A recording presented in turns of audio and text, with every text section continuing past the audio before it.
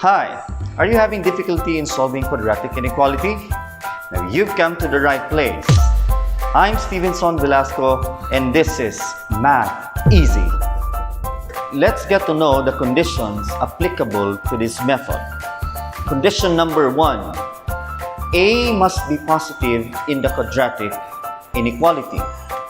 Second, in the quadratic inequality, the quadratic expression will give us a discriminant of positive. So, having the two in mind, then we are ready to solve for this quadratic inequality. Now, let us solve x squared minus 4x minus 12 is greater than 0. Step number 1 is to change the inequality symbol to equal sign, and then we solve for x. I use factoring to solve for x, and so I arrive at x is equal to 6 and x is equal to negative 2. Step number 2 is to identify what inequality is used. In this case, it's greater than. So we use the pattern settable x such that x is less than the lesser root or x is greater than the greater root.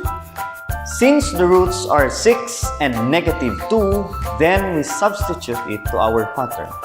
That is, settable x such that x is less than negative 2 or x is greater than 6.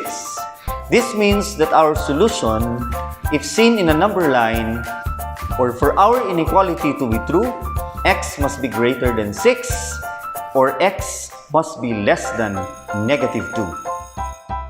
What if the inequality symbol is changed to less than? How do we solve it? Very simple. Same step 1, but in step 2, we use a different pattern.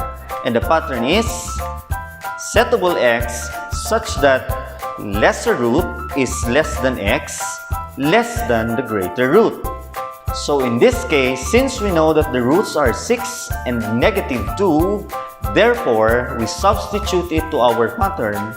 So our solution is settable x such that negative 2 is less than x, less than 6. This means that for our inequality to be true, the value of our x must be in between negative 2 and 6. Finally, to sum up the steps. Step number 1. We change the inequality symbol and then we solve for the roots of the quadratic equation.